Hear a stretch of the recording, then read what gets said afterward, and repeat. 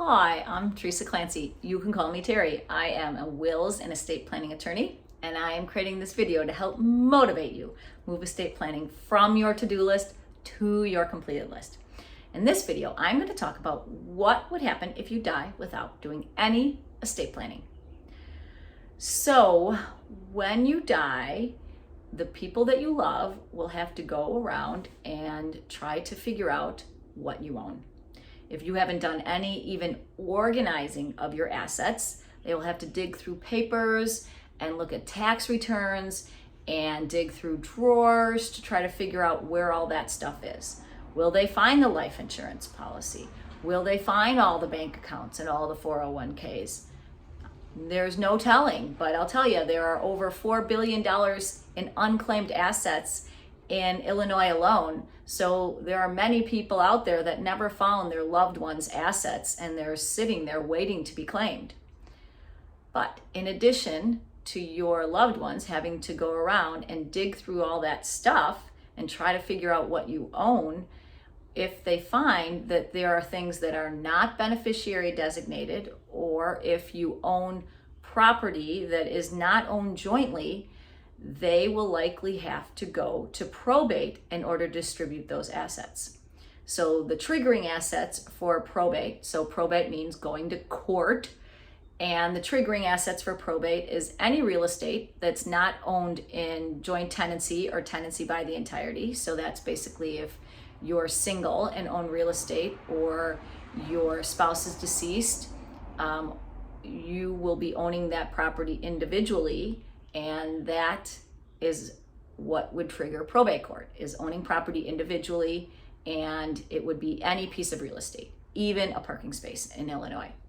So if your assets consist of a piece of real estate or in aggregate, so altogether, any assets that are not beneficiary designated that are worth more than $100,000. So that's bank accounts, life insurance if you don't put a beneficiary on there, retirement accounts if you don't put a beneficiary on there, and stocks or businesses, all of that falls into the category of $100,000 in aggregate. So that adds up pretty quickly, and very well, even if you don't own real estate, could trigger probate court.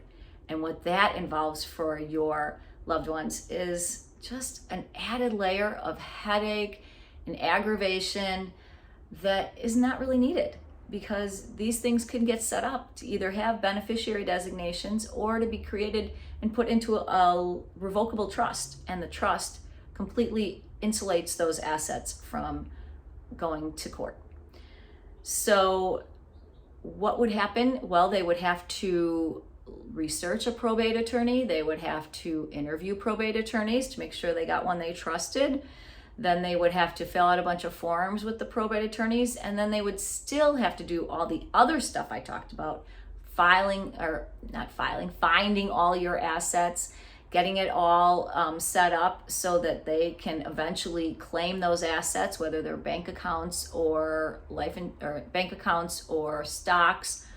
Anyway, the attorney would have to be paid, and they usually charge by the hour, and they would have to go into probate court and have a judge give authority to you to collect all those assets and then divide them up according to the law. And in the law, which, when there is no will to say who should get what, the law says that you would either receive your spouse's assets and share them with your children, 50% to you, 50% to the children, divided equally. Or if it's just you, then your spouse, you would get all of the spouse's assets. Or if you're a child and it's your parents, you would divide it up equally between your siblings. And so that would not be able to be changed. No charities, no matter how devoted you were to a charity, and no uneven distributions depending on connections, or no friends. So all of that would be just dependent on what the statute says as far as the distribution of your assets to whoever is going to be identified in the statute as the beneficiary. So as you can see, it's a whole lot of headache and perhaps even heartache and fights. And it'd be so much easier on everyone if you just did a little bit of planning, get things a little bit set up, a little bit organized, so that you can avoid all of that. So that's what would happen if you didn't do any planning and you didn't create an estate plan. And I'm not even talking about the whole part of if something were to happen if you become incapacitated. That's for another video. So I hope this video has helped motivate you move estate planning off your to-do list. And if you want to contact me, I would be happy to help you. And if this video hasn't persuaded you, look for another one. Perhaps that one will. Well, until next time, see ya.